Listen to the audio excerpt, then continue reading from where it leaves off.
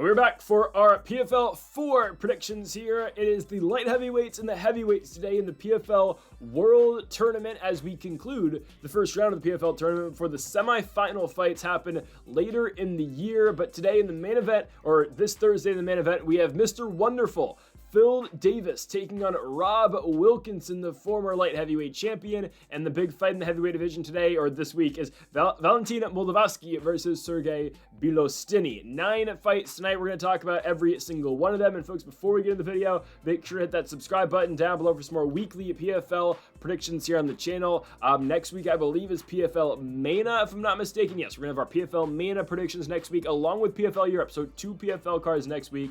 Make sure to join us for that. Also, we also posted our UFC Fight Night Des Moines predictions with Corey Santagan and Davison Figueiredo in the main event. That's posted on the channel and linked in the description down below, and also on Greedo Plays in the main channel, daily NBA and MLB best bets. Okay, on to the first of our 9 fights tonight. So again, 5 in the light heavyweight division, 4 in the heavyweight division. This is an alternate fight, though, to kick off the card. So if anyone falls out, this will be the replacement fighter, the winner of this one between Alex Polizzi and Rafael Xaiver. Now, the way that the PFL's been going this year, there's usually always somebody who drops out of the fight. I'm just going to be honest. Usually someone in the 8-man bracket that either drops out of the fight or doesn't make weight. So expect Alex Polizzi to likely get a shot somewhere. That's just kind of the trend of how the PFL 2025 season's been going. There's always a replacement. And hopefully we don't get 4 different main events for this card like we did with the card that eventually got main evented by Leandro Higo and Marcelo Alves. So the first fight of the night is Alex Polizzi versus Rafael Xaiver. Polizzi was an entrant into the 2024 season. He went 1-1 in that year, losing the first fight in the main event to Impa Kasanganay, a back-and-forth war. Now, unfortunately, the title run for Impa 85 has been ended by Fabian Edwards in a fight where he showed 0 fight IQ at Impa FC. We're not doing too well right now. But anyways, Polizzi in a second fight beats Shoeface. He beats Antonio Carlos Jr. Not the best fight, but he beats Shoeface by decision. And now he's not getting a shot in the season this year. I get it. Polizzi has lost 3 of his last 4, dating back to Bellator, in which he lost to Yoel Romero. It's that last second knockout back in 2022. The unanimous decision loss to Carl Moore, and then obviously the knockout loss against Kasanganay in 2024 as well. Polizzi has to build his way back into the playoffs, back into the season with a potential victory over Rafael Xaiver. He should be able to win this fight. Xaiver did fight Simeon Powell really competitively in Bellator. Closer fight than a lot of people expected. Not the best fight, if we're being honest. But Powell was able to win by decision. We're going to see him on the main card or later on in this card as well. But Xaiver, 34 years of age. I wouldn't say a journeyman because he's fought a lot in Octagon. He went 6-1 in that promotion. Got his first fight in Bellator right. Lost to Powell. I think Polizzi should be able to beat him. I think Xaiver is going to have the striking edge in this fight. I've seen Polizzi rocked and wobbled before. Hell, again, you could look at the Romero fight and the Kasanganay fight for that prime example. But the grappling is where Polizzi should really shine. Xaiver, not the best ground fighter. This is a guy, again, who's going to hunt the knockout. And I think if Polizzi is able to stay off of the back foot, I think he should be able to win this one. Again, if he's pressuring, if he's looking for the takedown, Alex Polizzi should win. And that's exactly where we're going in this fight. I'm taking Polizzi to beat Rafael Xaiver by unanimous decision. We move on to our second fight of the night, and we go to the first of the first round in the heavyweight division. We have got Rodrigo Nascimento taking on Abraham Babli. Nascimento's in the PFL. Surprising, I'll say that, because, right, Nascimento, former UFC name, his last fight was a co-main event, if I'm not mistaken, or no, I don't know if that was a co-main event. It was actually on the undercard. Anyways, though, it was a ranked fight between him and Alexander Romanov. And yes, Romanov's on this card too. We'll get to him later. But Nascimento's last fight was a ranked fight against Alexander Romanov. He loses it by decision. Both guys get cut. And the fight before that for Nascimento, guys, he fought Derek Lewis in a main event at the Enterprise Center in St. Louis, Missouri. And now he's out of the UFC. I get it. The UFC doesn't really want guys like Nascimento. They're not the most entertaining, but how are you just getting rid of top 15 guys in the sport? I know this is bad that Nascimento, who went 4-3 in the UFC, is considered a top 15 guy, but how are you getting rid of him already? Like, at least, like, you could have fed this guy you could have fed Tai Tuivasa to Nascimento, or other way around. You could have fed Nascimento to Tai Tuivasa. Tuivasa is, trying to get a win. He weighs like 380 pounds now, but like eventually when he cuts back down to 265, he needs somebody to knock out. Tuivasa's losing any credibility he's ever had with this big losing streak. Nascimento's the type of guy that he can get flatlined in Australia and then you cut him. But now he's here in the PFL, and I hate to say this, guys, Nascimento might go to the finals. Maybe. I don't know. There's a chance. He's gonna beat Bob Lee. I just don't think the Manchester top team fighter is on that level of Nascimento. He's coming off a loss in 2024 to Slim Trabelsi, losing by split decision. He fought twice in PFL back in 2022 and 2023. A win over Louis Sutherland at the time was really good. Sutherland 9-3 now, not a horrible fighter. But a decent win, right? And then he beat Sasan Graham in the PFL Challenger Series. That guy really never turned out to be anything. He's a 2-3 fighter. But Bob Lee, right? I mean, he's shown some potential. I think this is a clear levels fight, guys. I think, again, low-level heavyweight fighting in the UFC is atrocious. I'm going to be the first to say that. But Nascimento, again, I know he hasn't been great, and I harp on Don'Tale Mayes a lot. Don'Tale Mayes, I think, is better than Abraham Bob Lee. I think he is. Bob Lee hasn't really fought anybody all that great. I guess Isaiah Pinson's not a bad win, but Pinson hasn't fought since. It's just like he hasn't beaten a good fighter yet. And for as much as we harp on these UFC guys, Nascimento has beat a Tanner Boser. He's beat a Ilir Latifi. He's beat Don'Tale Mayes twice. He's beaten an Alain Badeau that got overturned actually due to a failed drug test. But yeah, Rodrigo Nascimento should be able to easily take care of Bob Lee. I'm going to be honest, everywhere he should win this fight. I like the grappling out of Nascimento over Bob Lee, and I just don't think he's going to get caught. I really don't think so. I mean, I saw Nascimento go a full round striking pretty much with Derek Lewis and survive. Eventually, he got caught in the third. But Nascimento, again, this guy's main evented a UFC fight night before against Derek Lewis. A fight at Universal Studios against Abraham Bob Lee is not going to phase this guy. He's going to win this fight by unanimous decision, and I feel pretty good about that. Next up, we go back to the light heavyweight division, our first tournament fight here at 205, and we kick things off here with Sullivan and Cauley taking on Marcelo Nunes.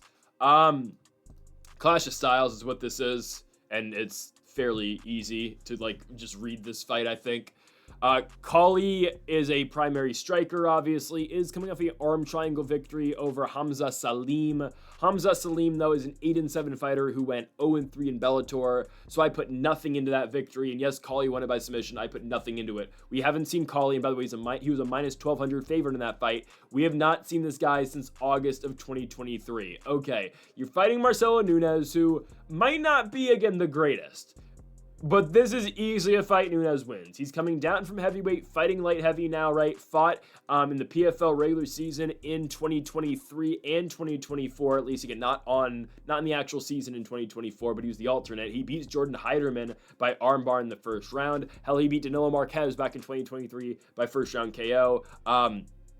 Lost to Maurice Green in 2023, by the way, as well in PFL. But Nunes has been a guy that's just kind of hung around PFL for a while now. He's fought Rafael Lovato a long time ago in Legacy, but regardless, right, Nunes has all the skills necessary to beat Cauley. I would be a little bit concerned with Nunes getting chinned. He's 36 years of age, and he has been chinned multiple times before, right? Maurice Green finished him in Maurice Green's path to the World Championship fight, actually, in the PFL that year, or playoff fight Maurice Green had that year where he lost to Hernan Ferreira in the postseason. I can't believe that happened. Regardless, though, right, for Marcelo Nunes, the pathways here for him to beat Sullivan Cauley is through the grappling. Cauley's toughest fight he's had in his career, and this is a guy who, I don't want to say he's been protected by Bellator, but he kind of has been since the win that he had. It was the Ben Parrish win, right? So Sullivan Cauley beats Ben Parrish. Ben Parrish kind of went viral for being, his nickname's Big Tuna. The guy's, let's just call it how it is. He's fat, he's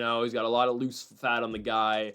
Ben Parrish, though, was winning fights in Bellator. He won one fight in Bellator and knocked out Christian Edwards. Great victory, right? Christian Edwards was undefeated at the time. Huge upset victory. Christian Edwards, right? A Jackson Wink guy who's actually coming off a victory over Jake Collier in his last one. We'll see if he's getting his career, back on track. I don't know. But anyways, right? Ben Parrish, Big Tuna, knocks out Christian Edwards. So then they try to capitalize on the hype and give him Sullivan Cauley, a good fighter, but they were hoping Big Tuna won. Cauley brutally knocks him out in the first round, and and Parrish hasn't been the same since. He really has never turned out to be anything, right? He's 7-5 now. But anyways, That's where Sullivan Cauley made a name for himself, wins a couple fights, but he gets the Luke Trainer fight. A very credentialed grappler. I won't make the comp to Marcelo Nunes. Where, by the way, is Luke Trainer? He hasn't fought since late 2024. Again, I question where all these Bellator guys are sometimes. Luke Trainer's really good, but Luke Trainer took him down and submitted Sullivan Cauley fairly easily. I'm not telling you Nunes is going to have that much success like that easily, but at the same time, that's kind of what Nunes does. You look at the Dylan Potter submission, you look at the Heiderman submission, all really close in the first round. I'd expect this finish over Cauley to be quick as well. I'm going Marcelo Nunes, first round sub. I think he's got a clear advantage down there. Avoid the striking. Nunes should be able to win coming down from 265 pounds. I'm taking Nunes by first round sub to advance to the second round of the PFL World Tournament, where he will take on the winner of an eventual fight in the main event between Phil Davis and Rob Wilkinson. Give me Nunes. Next up, we go to our fourth fight of the night, and we go to a rematch. It was so good, you gotta see it again. Linton Vassell, Oleg Popov. Guys, I've been like scratching every night, like, I can't wait to watch Linton Vassell fight Oleg Popov again. I was waiting, man. I was waiting for the PFL schedule to come out, all these big fights. I was like, you know what? I just need to see this one more time. Vassell and Popov. Why? Like, they just fought in the playoffs. Why are they fighting again? Popov's gonna beat him again. I have nothing else to say about this fight, legitimately. Popov lost the championship fight to Denis Goltsov. By the way, where is Denis Goltsov? He's supposed to fight when? Is he gonna get the Ngannou fight? Where are the PFL champions? I get it, they're kind of supposed to fight at the end of the year, I think. Where do they disappear to? Guys, PFL announces a Dakota Ditcheva fight for, June? A pay-per-view card? I don't know. They announced Ditcheva's fighting on the last PFL card. Who is she fighting? Oh, we don't know. They asked Ditcheva, who do you want to fight? She says, anybody. What is the PFL doing with their marketing? Like, just, what's going on? Just announce a fight. I don't care if it's a Tyler Santos rematch. You need to put a face to the opponent, because if not, it's just going to seem like it's boxing where Ditcheva is just going to run through a fighter like, I don't know, Lisa Malden, and she's a minus 3,000 favorite. I don't know why Lisa Malden caught a stray there, but like, just to understand, where is Denis Goltsov? Again, Tapology rankings don't mean anything, but on Tapology, he's ranked the 15th best heavyweight fighter. That is above number 16, Tai Bam Bam Tuivasa, and future PFL fighter Jairzinho Rozenstruik, who they should really get going in the PFL. GFL's gone. Rozenstruik needs to be a PFL fighter. Anyways, just that's my gripe with the PFL, man. It's like, where is Goltsov at? Why is Ditcheva not have an opponent? It's just like, God, where is Duvuljan Yegashidamirdov? He knocks out Kasanganay and he disappears. He falls off the face of the earth. Like, where are these guys? Oleg Popov will beat Vassell again. That should come to the surprise of literally nobody on this planet. Popov's a dominant wrestler. He will swarm you on the ground. Linton Vassell doesn't fight well off his back, doesn't really grapple all that well. He's 41 years old. He throws hard. I'll give him that. He has Moldavsky's number at this point, and I'm surprised Moldavsky's going to get another shot in the PFL. We'll get to him later. They're kind of sending him out to die tonight or on Thursday. But anyways, actually, he's got a chance. But yeah, I don't, like, why? My question is why? Oleg Popov will dominate the grappling. Linton Vassell doesn't stand a chance. Oleg Popov by decision. I could see a late finish, but I'm going to go Popov by decision here. A lot of wrestling, just expect it. Popov to the next round. He will take on the winner of Babali Nascimento. So we have Oleg Popov versus Rodrigo Nascimento in the next round. You might not want to hear it. I think Nascimento can actually beat Popov. I think he can. I'll get to that fight, though, when we get there eventually, right? Next up, sticking in the heavyweight division, Alexander Romanov makes his PFL debut against Tim Johnson. Great. All right. You know, at least this will be kind of fun, all right? Either Romanov, who I don't know, I assume Romanov's like a minus 700 favorite. Let me find the odds real quick. Romanov is minus 455. I'm kind of surprised he's not an even bigger favorite. Anyways, he's a minus 455 favorite against Tim Johnson, okay. Either Romanov cashes like he should and just submits Johnson in the first round, and it's funny, or Tim Johnson flatlines Alexander Romanov. And it's not even like, oh, Johnson's got crazy powers, just like, I could easily see Romanov getting caught here. Because Romanov leads with his head. Tim Johnson doesn't throw a bad uppercut. And there is potential for that. But let's be honest, Romanov's not losing to Tim Johnson. This is a first round submission. I could see a TKO. I think Romanov's gonna find a way to a back here, or maybe no. I'll go arm triangle choke here for Alexander Romanov in the first round. Let's say, like, I'm gonna try to get this right on the button. I'm gonna say Alexander Romanov, 3.5 minutes into the fight's gonna get an arm triangle choke, I think. Now, Vadim Nemkov submitted Tim Johnson with ease. It's kind of what we expected. All right, Nemkov coming up from 205. He's fighting heavyweight now, and he beats Johnson fairly easily. This is actually Tim Johnson's second fight of the year. He got a fight in, again, on that road to Dubai. And guys, what is happening in Dubai? Why is everything road to Dubai?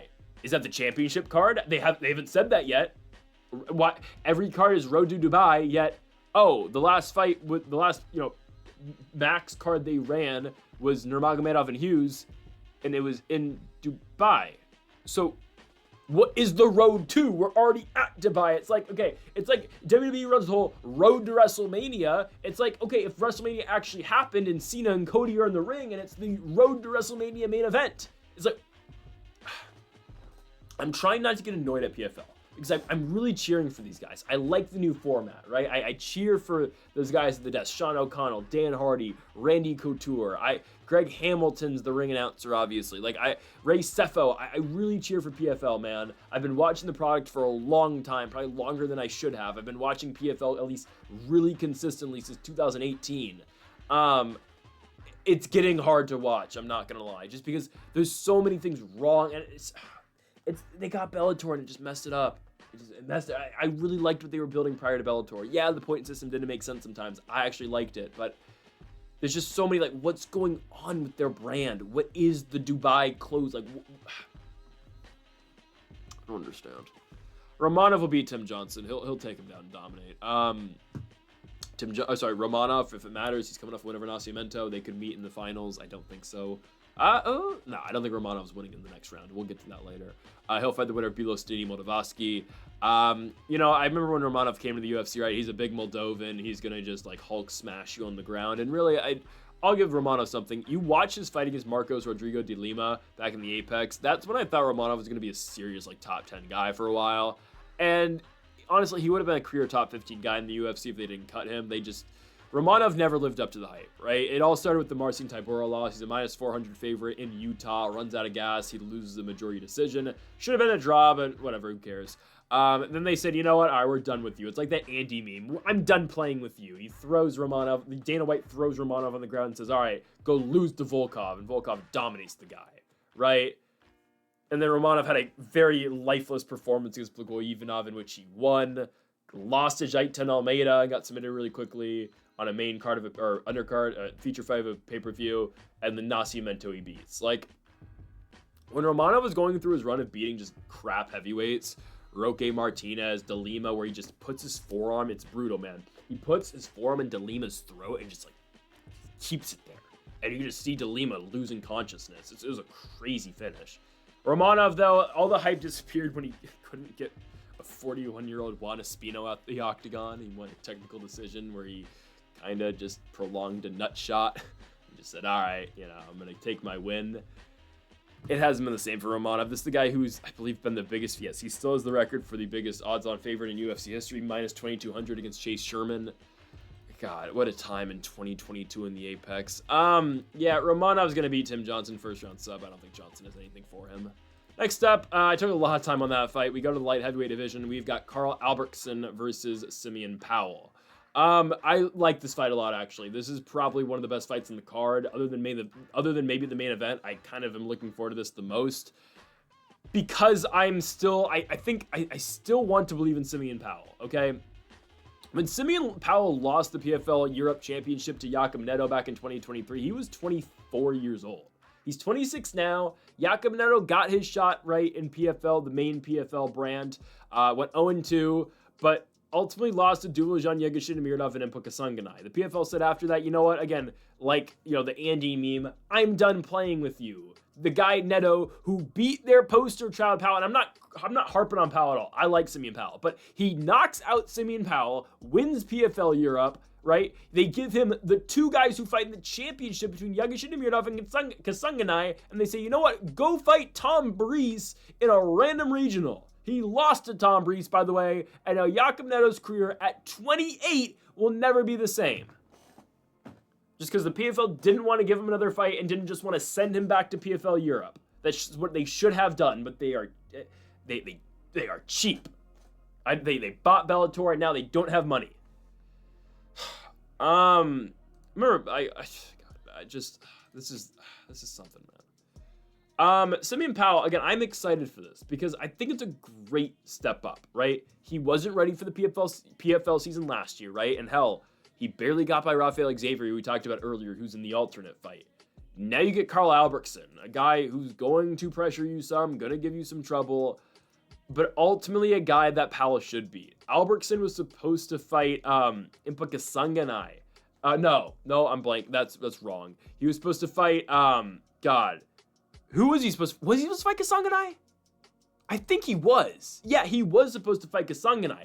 Albrektsson and Kasanganay was supposed to happen after Fabian Edwards initially dropped out. It was supposed to be Kasanganay Albrektsson. I was really pumped for that matchup. That matchup stayed on Tapology, by the way, for like 2 days. I was really pumped for it because Albrektsson was coming off a loss to Chuck Campbell in Superior Challenge. I was like, all right, easy money for Impa. And then it got switched to Jordan Newman. And then it got switched back to Fabian Edwards. And now Impa's got knocked down in back-to-back fights. And oh, God. Anyways, guys, Albrektsson just got knocked out by Chuck Campbell. Like, again, I don't think Albrechtsson's that bad. I think he's going to pressure Powell some. I think he's going to give him a nice challenge. And hell, he beat Dubojan Yegorshinimirov back in 2021. But at the same time, he just lost to Chuck Campbell in the big 2024. Yeah, guys, if Simeon Powell doesn't knock him out, or if Simeon Powell doesn't at least just style on him and absolutely dominate, then, okay, I'm going to be honest, the Simeon Powell experiment's over. Again, if he doesn't beat Karl Albrektsson, the PFL is likely going to do away with him like they did to Jakub Neto. And again, he's 26. He can get a lot better, but at the same time, they got rid of Neto at 27 after losing to the two guys who fought in their championship fight. So, again, the leash is short. I think, again, Simeon Powell has all the tools, guys. He is an athletic freak. Look at the guy. He's 6 feet 5 inches tall and has an 85-inch reach. If I'm not mistaken, that is a longer reach than John Jones. I don't think I'm wrong on this one, right? John Jones is what, 83 and a half, 84 and a half. He's got a longer reach than, he's literally John Jones.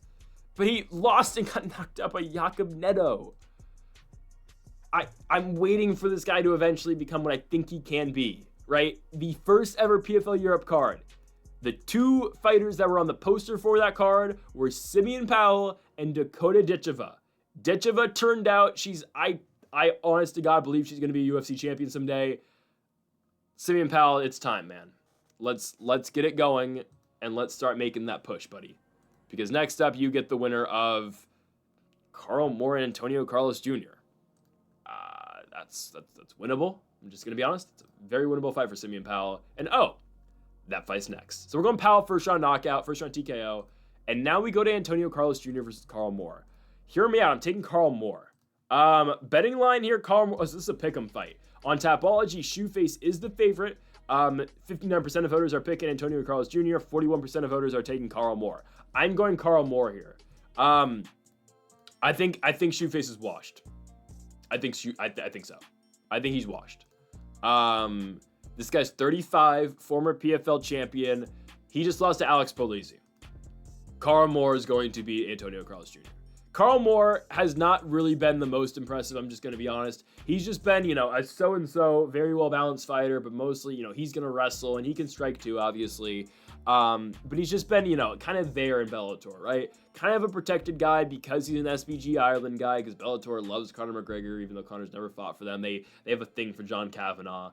But anyways, right, Carl Moore comes into Bellator, former Cage Warriors champ, lost the belt to Mauro Cercelli, Italian fighter who's just, recently. But Carl Moore beat Lee Chadwick in his first fight by split decision, beats Karl Albrektsson 3 years later by sub, beats Marcin Rozanski by unanimous decision, beats Alex Polizzi, and they gave him Corey Anderson. Honestly, it's like, all right, that's fine. That's a tough fight. Corey Anderson was for the Bellator Light Heavyweight Championship, and Corey Anderson wins it, and I guess he's just never going to fight again. I mean, he's the light heavyweight champ in Bellator, which doesn't mean anything now. And can you get the guy a fight? This guy waited his entire career to finally win the world championship, and he does, and now he can't get a fight because PFL doesn't want to pay him. Just like, what's going on with this? This is why the GFL needed to succeed. We needed a third promotion. But now we're just stuck with this. Someone needs to start a third promotion. Or like, Ryzen just needs to spend a bunch of money and get a bunch of American fighters. I'm serious. That's our best hope. One, they had their run. They're just, I can't get into one with the kickboxing. I just can't. The Muay Thai fights. Like, I think Ryzen's gotta just, they signed Archuleta. They signed Savatello. I think Ryzen just needs to get a lot of Bellator and PFL talent. I think that's what they need to do. Anyways, Carl Moore fought Corey Anderson, lost the fight, but went 5 rounds. That's fine. I think he beats Shoeface here, guys. Unless Carlos Jr. takes down Carl Moore, which I don't think happens. Unless Carlos Jr. finds himself on his back against Carl Moore and in the guard and throwing up subs and finding something there, I think Carl Moore ultimately wins this fight. Carlos Jr. doesn't have what he used to have, I'm going to be honest. And let's just be honest with ourselves. His PFL championship run was very Mickey Mouse. It just was. Wins over Tom Lawler, Emiliano Sordi, and Martin Hamlet. That's how he won the championship. And then he got popped for roids, if I'm not mistaken, right? I think he did. Didn't fight in 2022 nor 2023 after his Bruce Soto victory in late 2022. And Delon Monte, actually. Didn't fight in the playoffs, is what I was getting to. 2024 comes back, submits Simon Biong in the first round like expected, and then loses to Alex Easy Polizzi. Yeah, I'm taking Carl Moore here. Youth movement. I think Shoeface is washed. He's 35. Carl Moore is 33. Oh, God. But I think Carl Moore looks better for 33 than Shoeface does for 35. I'm so put off by the Carlos Jr. loss to Polizzi. Like, dog, that's a fight that, like Anthony Smith said 5 years ago, that's a beatable guy. Now you're losing to him. I'm taking Carl Moore to win this fight by unanimous decision. I think it's a great spot at even money. And also, PFL loves Ireland, right? So give me Carl Moore. Next up, we go to the heavyweight division. Our final heavyweight fight of the night. We're going to see who's going to fight Alexander Romanov. I combine Alexander and Timothy. Anyways, Valentin Moldavsky and Sergey Bilostenniy. Guys, I'm just going to be honest. I don't think Moldavsky's that good. I don't think that's a hot take at all. Guys, that Lynn Vassell fight is the most disappointed I've been in a heavyweight fighter in a long time. And I watch a lot of mixed martial arts. And I watch a lot of crappy heavyweight mixed martial arts, right? Like, I've watched every UFC Roque Martinez fight plus his fights in Ryzen, right? Like, I've watched some crap heavyweight fighting. I watched Jared Vandera and Josh Parisian fight in the UFC, right? I witnessed the Josh Parisian Dontel Mays fight where Dontel Mays humped his face in north-south position. I was so disappointed in Moldavsky, Linton Vassell. Not like I'm a Moldavsky fan. It's just, I remember I'm watching the PFL, that PFL card. I'm watching it in my living room, and I'm just, all right, I'm watching the main event. Okay, I waited this entire card to get to this. Not like I'm just counting down the hours until I get to watch Moldavsky and Vassell. But I watched Vassell. I watched Dakota Ditcheva beat Chelsea Hackett. That's cool. I see Dennis Goltsov dominate Thiago Santos, and it's like, all right, here we go. And I was really hyped early in the card. We successfully predicted Tim Johnson first round knockout against Danilo Marquez. It sent Tim Johnson to the playoffs. So I was like, all right, let's get to the main event and see what happens. By the way, I was 10 for 10 on this card too. I was perfect going into the main event. I got every single fight right. Okay. And then Valentin Moldavsky lays an absolute egg against Linton Vassell, wins the first round, and then just is sucking air the rest of the fight. God, he's not good. I'm going to be honest. He beats Ante Dilia. He looks great in that fight. Knocks Dilia out in the first round. It was Ante's big return, and then all of a sudden this guy's fighting Jorgande Castro in Slovenia. He beat him by first round knockout like expected. That's on the same card as Tom Breeze and Jakob Neto. Wow. Interesting. Anyways, Moldavsky just looks so bad. He was dead tired. He was getting out-grappled by Vassell. Guys, Vassell fought like crap too, but the thing is, Moldavsky had already locked the playoffs up. He was in because of the points format. He had 6 points from the Dilia fight, but then he withdrew from the Popov fight due to an injury. I have my sneaking suspicions they just didn't want him in the playoffs after that Vassell victory, so obviously Vassell replaced him and ended up losing to Popov like they're rematching this week. But anyways, right? Moldavsky's now back, and now they give him immediately the toughest guy in the weight class, in my opinion, in Sergey Bilostenniy. I think Bilostenny's the best guy. I think there's a chance he would have won the championship last year. He was going to fight Denis Goltsov in the second round, right? But Bilostenniy had to withdraw from that fight, so Thiago Santos stepped in to fight Denis Goltsov. I had Goltsov. I remember picking that fight. I had Goltsov to win. I thought it was going to be very competitive, though. And again, my entire thing about PFL last year, at least the heavyweight division, was, okay, Goltsov's finally going to get one. He's been second best. He's been third best a lot. That's kind of the season where he eventually gets it. It's like his Sadabu C 2023 run, right? Like, eventually, this is the year he's going to get it. But now I think Bilostenniy is the best guy. I think he is. Guys, Bilostenniy hasn't really lost. His loss to Tyrell Fortune was a DQ, right? It was a punches to the back of the head. In Bellator, he then proceeds to beat Kasim Aras, and then he goes to PFL. He beats Blagoy Ivanov in the first fight in a interesting fight, but he won it, right? Back and forth, slugfest, I'll say. And then the win over Tyrell Fortune, where he heel hooks him in the first round in 2 minutes. Great. But again, didn't get to fight Goltsov, so he's on the playoffs card, but he's just fighting on the undercard and not actually for a shot at $1 million. As long as nothing goes wrong here and he actually gets the full fight, or he gets to the playoffs this time and wins 2 fights and beats Moldavsky, I think he's probably going to win this thing. Yeah, I believe that. I think he can beat Oleg Popov. I think he can beat Rodrigo Nascimento, and I think he can beat Romanov too. I think this is just a foregone conclusion that he beats Moldavsky. I think Bilostenniy, if he survives the first round, which is by far the most dangerous round that Moldavsky has, he'll be fine. Right, Moldavsky's lost to Vassell twice now. Right, I witnessed the second fight in good old San Jose, California. I got a picture actually with Vadim Nemkov before the fight, and then I witnessed this guy Moldavsky get knocked out with Team Fedor. But yeah, like Moldavsky, he beat Steve Mowry, great. He beat Ante Dilia, awesome. The Vassell fight's so horrible. Bilostenniy, again, he's decent. He's 29 years of age. He actually has half a gas tank. He can go deep in the fight, and he's just gonna outlast Moldavsky. I think it'll get to the second and the third round, and it'll just be Bilostenniy overwhelming Moldavsky, swarming Moldavsky, and just on top using pressure and ground and pounding his way to victory here. So I'm gonna go with they're both Russian, but I'm gonna go with Sergey Bilostenniy to win the fight by third round TKO, overall late TKO finish. I think Bilostenniy eventually gets it. Again, just the ground and pound eventually is going to catch up to Moldavsky. I'm taking Bilostenniy to win the fight again by third round TKO. Moldavsky will be sucking wind after the first round. Final fight of the night, we go to the light heavyweight division, our main event. Mr. Wonderful, Phil Davis takes on Rob Wilkinson. Interesting fight, because this fight was scheduled last year. They wanted to put this fight together for the light heavyweight division. Phil Davis was supposed to be in the division last year, but he had to withdraw, I believe, due to injury. Yeah, so it was on, the second card last year, April 12th. It was supposed to be Wilkinson, Phil Davis in the main event. Again, Davis doesn't fight. This guy's been fought since 2023. It's been 23 months since he last fought, and it was a split decision loss to Corey Anderson. Close fight, but I thought Corey Anderson did enough. Phil Davis has been a Bellator lifer, it feels like. Obviously, he fought in the UFC. That's where I first obviously got to know Phil Davis. I remember watching him against Rashad Evans on my birthday once. And yes, I was like, I was in elementary school watching that fight. But that's how I spent one of my birthdays, watching Phil Davis and Rashad Evans on Fox. And it was not a good main event. I'll never forget when Rashad Evans... Oh, God. I'll never forget. This is an all-timer, guys. And this is a messed up joke, but I'll never forget when Rashad Evans fought Phil Davis, and they did a pre-fight press conference, and Rashad Evans is sitting there, right, Phil Davis? You'll get this in a second. Penn State guy. Rashad Evans gets on the mic and trying to hype up the fight, tells Phil Davis, this Saturday night, I'm going to do to you what that guy did those kids in the shower. And, everyone's just like, don't say that. It's do you know what he did to those kids?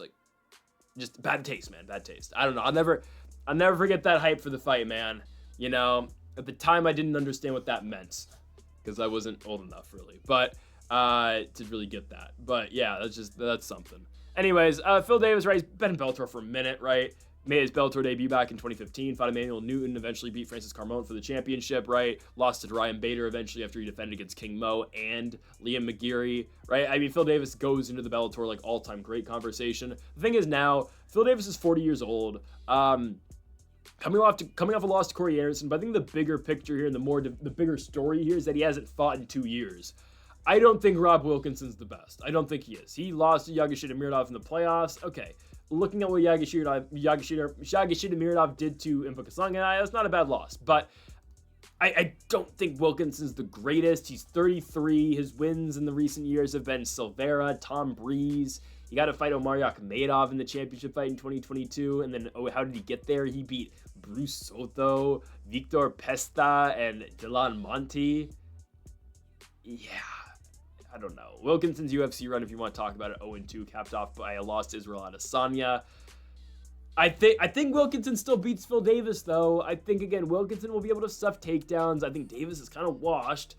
Kind of the same rationale I'm taking for that Carlos Jr. Carl Moore fight. I feel like I said Carlos Jr. Carl Moore fight. I feel like Davis is going to be looking for takedowns. I think Wilkinson's probably going to be able to stuff them, and I think we just kind of see, I'm going to be honest, kind of a boring striking exchange for the most part. Like, Wilkinson, Yagushinimirov wasn't very good. There's a lot of clinching in that fight, and Yagushinimirov was just getting the better of Wilkinson. But the thing is, again, Duvajan's kind of still in his prime. He's mid-30s. Phil Davis is 40, guys. I don't know what Mr. Wonderful still has for the sport. I'd expect a lot of wrestling here. I want Phil Davis to win. I'm going to pick Rob Wilkinson. I think he stuffs takedowns, and I think he uses that striking really effectively. He's a minus 150 to win this fight, so obviously Vegas agrees with me. Tapology voters agree with me. 65% of voters going with Wilkinson, and I think Rob will get it done.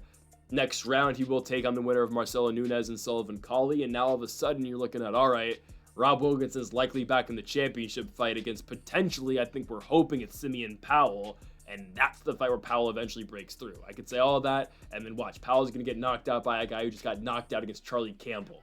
Regardless, though, I'm taking Rob Wilkinson. When you really look at it, guys, light heavyweight's kind of thin. It just is.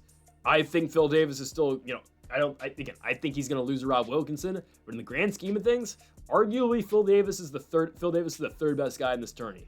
But again, the PFL wants their big matchups early. They want a main event, so they booked this fight like they tried to do last year.